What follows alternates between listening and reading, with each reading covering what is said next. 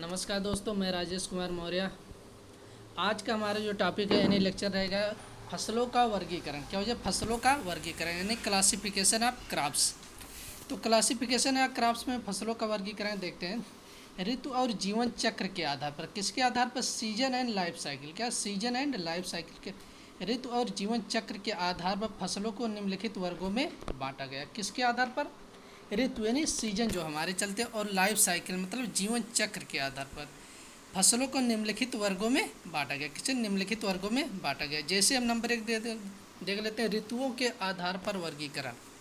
किसके आधार पर? ऋतुओं के आधार पर वर्गीकरण यानी क्लासिफिकेशन ऑफ सीजन। क्या हो जाएगा? क्लासिफिकेशन ऑफ सीजन, ऋतुओं के आधार पर फसलों का वर्गीकरण। तो ऋतुओं के आधार पर हम पहला देखते हैं खरीफ। जैसे हमारी ऋतुआं कौन कौन सी ऋतु होती? खरीफ हो जाएगा, रबी हो जाएगा और जायद। ये कौन सी ऋतु के आधार पर फसलें होती? किसके आधार पर? ऋतु के आधार पर फसलें होती। तो नंबर एक हो जाएगा खरीफ की फसलें। क्या होती? खरीफ की फसलें होती। तो खरीफ की फसलों के बारे में हम देख लेते हैं।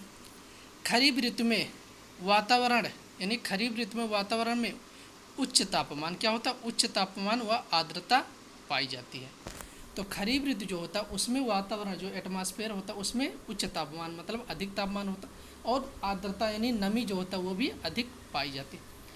और ये फसलें वर्षा आरंभ होने पर यानी कब? वर्षा के आरंभ होने पर इन फसलों की हम बुआई करते हैं। तो वर्षा अब सब कब आरंभ होता है? यानी जून से जुलाई में। तो इन फसलों की बुआई हम कब करते हैं? वर्षा के आरंभ होने पर मतलब जून से जुलाई में हम इन फसलों की बुआई करते हैं। तो खरीफ फसलें कौन कौन सी क्या होती है इसको एक बार हम दोबारा आप सबको बता रहे हैं। मतलब खरीफ ऋतु में क्या होता है? खरीफ ऋतु में वातावरण में क्या होता है? एटमॉस्फेयर में उच्च तापमान तथा आर्द्रता अधिक पाई जाती है। इन फसलों की जो हम बुआई करते हैं वर्षा के आरंभ होने पर। क्या? वर्षा के आरंभ होने पर, जैसे जून से जुलाई में करते हैं। कब करते हैं? जून से जुलाई में करते हैं। तो ये हमारा हो गया खरीफ की फसलें। अब इनके उदाहरण कौन कौन से होते हैं? एग्जाम्पल जो पूछ सकता है निम्न में से कौन सी खरीफ की फसलें? तो खरीफ की फसलें जैसे हो जाएगा मक्का हो जाएगा। क्या हो जाएगा? मक्का हो जाएगा, ज्वार हो जाएगा, बाजरा हो जाएगा, ग्वार हो जाएगा, मूंग हो जाएगा, लोबिया हो जाएगा, सोयाबीन हो जाएगा, मूंगफली और धान। ये सब किसकी है? खरीफ की फसलें। क्या हो जाएगा? इन फसलों की बुआई कब करते हैं? जून से जुलाई में करेंगे। उसके बाद दूसरा हमारा आ जाता है रबी की फसलें यानी रबी क्रॉप्स। क्या हो जाएगा? रबी फसलें। इस वर्ग की फसलों के अंकुरण व प्रारंभिक वृद्धि के लिए ठंडी जलवायु क्या होता है? ठंडी जलवायु, कोल्ड क्लाइमेट व अल्प प्रकाश काल यानी 60 फोटो पीरियड की आवश्यकता होती है। 60 डे फोटो पीरियड की आवश्यकता होती है। क्या होते हैं? 60 डे फोटो पीरियड की आवश्यकता है। और इन फसलों की बुआई जो हमारी रबी की फसलों की बुआई करते हैं हम अक्टूबर से नवंबर माह में कब करते हैं? अक्टूबर से नवंबर माह में करते हैं। तो अगर पूछ लेता कि रबी फसलें क्या होती हैं, इसकी मैं परिभाषा सबसे पहले जानना जरूरी कि रबी की फसलें होती क्या हैं। यानी इन वर्ग की फसलों का अंकुरण क्या होता है? जर्मिनेशन जब होता है, और उसकी वृद्धि मतलब जब उनकी वृद्धि होती है, डबल क्या होता है? ग्रोथ होता है। उसके लिए ठंडी जलवायु की आवश्यकता होती है। कैसे? कोल्ड क्लाइमेट या ठंडी जलवायु की आवश्यकता होती है। और अल्प प्रकाश काल यानी 60 डे फोटो पीरियड की आवश्यकता होती है। 60 डे फोटो पीरियड मतलब छोटे दिन वाले। क्या हो? छोटे दिन, जब प्रकाश कम हो, छोटे दिन वाले प्रकाश की आवश्यकता होती है। और इन फसलों की बुआई कब करते हैं? अक्टूबर से नवंबर में करते हैं। कब करते हैं? अक्टूबर से नवंबर में करते हैं। तो रबी फसलें कौन कौन सी होती है? जैसे गेहूँ हो जाएगी। गेहूँ की बुआई हम कब करते हैं? अक्टूबर नवंबर में करते हैं। जौ हो जाएगा, जई हो जाएगा, चना हो जाएगा, मटर हो जाएगा, मसूर और सरसों। तो ये हमारे रबी फसलें। रबी फसलों की बुआई कब करते हैं? अक्टूबर से नवंबर में करते हैं।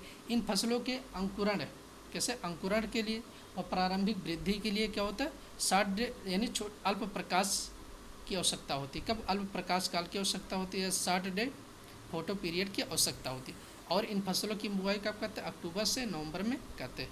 उसके बाद रबी फसलों के उदाहरण कौन कौन से हो सकते हैं? तो आप सबको हमने बता दिया, गेहूँ, जई, चना, मटर, मसूर, सरसों आदि हो जाए। ये हमारे हो गए रबी।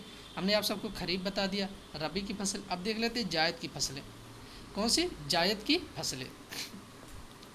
तो इस वर्ग की फसलें अधिक तापमान क्या होता है? इन फसलों के अधिक, इस वर्ग की फसलों का अधिक तापमान व अधिक प्रकाश काल में वृद्धि करते हैं। क्या? अधिक तापमान तथा अधिक प्रकाश काल में वृद्धि करते हैं। यानी लॉन्ग डे फोटो पीरियड क्या होता है? लॉन्ग डे फोटो पीरियड में ये वृद्धि करते हैं। अगर पूछ लेता कि जायद की फसलें जो होती ये इसके लिए कैसा तापमान चाहिए या किस समय ये अधिक वृद्धि करती हैं, तो इनके लिए जो होता है अधिक तापमान की आवश्यकता होती। क्या होती है? जायद की फसलों के लिए अधिक तापमान की आवश्यकता होती है तथा अधिक प्रकाश काल में क्या होता है, अधिक प्रकाश काल में ये वृद्धि करते हैं। तो लॉन्ग डे फोटो पीरियड, तो लॉन्ग डे फोटो पीरियड हमारा कब चलेगा, फरवरी से मार्च में चलता है। यानी कब चलता है, फरवरी से स्टार्ट होता मई तक चलता, मई या जून तक चलता। और जायद फसलों की जो हम बुआई करते हैं फरवरी से मार्च में करेंगे। कब करते हैं, फरवरी से मार्च में करते हैं। तो हमारी जायद फसलें क्या होती है, एक बार दोबारा बताते हैं। इस वर्ग की फसलें अधिक तापमान क्या होता है, अधिक तापमान तथा अधिक प्रकाश काल में वृद्धि करती हैं। और इन फसलों की हम बुआई करते हैं फरवरी से मार्च में करते हैं। तो जायद फसलों की बुआई कब की जाती है, फरवरी से मार्च में की जाती है। अब इनके एग्जाम्पल पूछा जा सकता है, उदाहरण कौन कौन से होते हैं, जैसे खरबूजा, क्या हो जाता है, खरबूजा, ककड़ी हो जाएगा, मूंग हो जाएगा, उर्द हो जाएगा, सूरजमुखी और लोबिया। तो इन फसलों की बुआई हम कब करते हैं, तो जायद में करते हैं। और जायद किस माह में, तो फरवरी से मार्च में करते हैं। ये हमारा हो गया सीजन, यानी किसके आधार पर, सीजन के आधार पर या ऋतु के आधार पर फसलों का वर्गीकरण। तो 3 ऋतुएं होती, खरीफ, रबी और जायद, ये आप सबको समझ में आ गया। उसके बाद आगे आ जाता कि पौधों के जीवन चक्र के आधार पर वर्गीकरण, इसके जीवन चक्र यानी classification according to plant life cycle, जीवन चक्र के आधार पर। अब जीवन चक्र कैसा होता है इसको भी देख लेते हैं। जैसे 1 वर्षीय पौधे, 2 वर्षीय पौधे और बहुवर्षीय पौधे। तो ये क्या होता है, जीवन चक्र, मतलब ये अपनी लाइफ साइकिल कितने वर्षों में पूरा करती है। जैसे मनुष्य अपना लाइफ साइकिल इनका कितने वर्षों तक जीवित रहते हैं, तो ऐसे पेड़ पौधे भी आते हैं। क्या आते हैं, पेड़ पौधे। तो पेड़ पौधों के जीवन चक्र के आधार पर वर्गीकरण यानी classification according to plant life cycle. तो सबसे पहले हम देख लेते हैं 1 वर्षीय पौधे यानी एनुअल प्लांट। 1 वर्षीय पौधे को इंग्लिश में हम क्या बोलते हैं, एनुअल प्लांट। तो ऐसे पौधे, इसकी परिभाषा देखते हैं कि ऐसे पौधे जो अपना जीवन चक्र 1 वर्षों में पूरा करते हैं। कब, यानी अपनी जो लाइफ साइकिल 1 ईयर में कंप्लीट करते हैं। क्या होता है, अपनी पूरी लाइफ साइकिल जो उगने से लेकर, क्या होता है, उगने से लेकर यानी पक्का तैयार होने तक। कहाँ से, उगने से लेकर पक्का तैयार होने तक जो अपनी लाइफ साइकिल 1 वर्ष, अपना जीवन चक्र 1 वर्षों में पूरा करते हैं, उसे हम क्या कहते हैं, 1 वर्षीय पौधे कहते हैं। तो आप सब ऐसे सीधे ध्यान रखना कि 1 वर्षीय एनुअल प्लांट क्या होते हैं। ऐसे पौधे जो अपना जीवन चक्र 1 वर्षों में पूरा करते हैं उसे हम क्या कहते हैं, 1 वर्षीय पौधे कहते हैं। इनके एग्जाम्पल या उदाहरण पूछा जा सकता है। तो उदाहरण हमारा जैसे हो जाएगा गेहूँ हो जाएगा, जौ हो जाएगा, मक्का हो जाएगा, ज्वार हो जाएगा, मूंग हो जाएगा, सोयाबीन और सरसों। ये सब पौधे क्या होते हैं, एनुअल प्लांट यानी 1 वर्षीय पौधे होते हैं।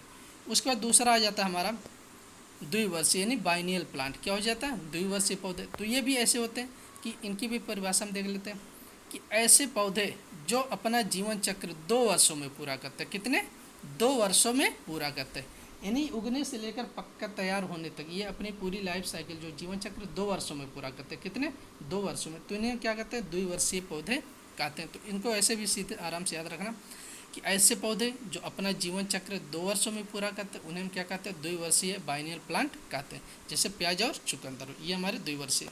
अब तीसरा आ जाता है बहुवर्षीय यानी पेरिनियल प्लांट। क्या हो जाएगा, बहुवर्षीय पेरिनियल प्लांट। तो इसको भी देख लेते हैं।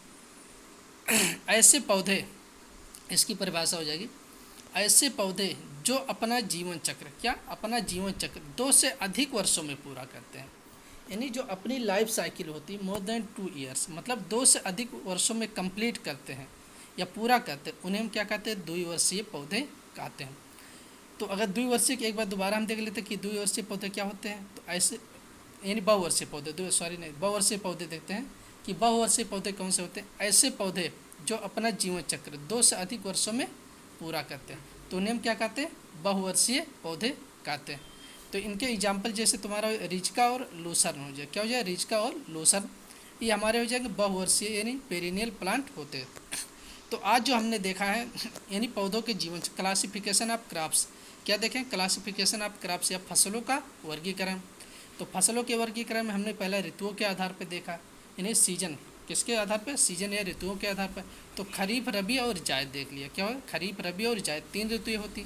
तो खरीफ फसलों की बुआई हम कब करते हैं, रबी के कब करते हैं और जायद की कब करते हैं, ये हो गया।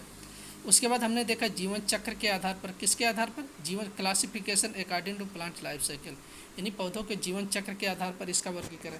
तो एनुअल प्लांट जो अपने, यानी एनुअल प्लांट मतलब 1 वर्षीय, जो पौधे अपना जीवन चक्र 1 वर्षों में यानी 1 वर्षीय कहते हैं। उसके बाद द्विवर्षीय, ऐसे पौधे जो अपना जीवन चक्र 2 वर्षों में उन्हें हम द्विवर्षीय पौधे कहते हैं। और पेरिनियल प्लांट मतलब बहुवर्षीय, ऐसे पौधे जो अपना जीवन चक्र 2 से अधिक वर्षों में पूरा करते हैं उन्हें हम क्या कहते हैं, बहुवर्षीय पौधे कहते हैं। तो आज का हमारा जो टॉपिक था यानी क्लासिफिकेशन ऑफ क्रॉप्स या फसलों का वर्गीकरण था। तो आज के लिए इतना ही रखते हैं, धन्यवाद।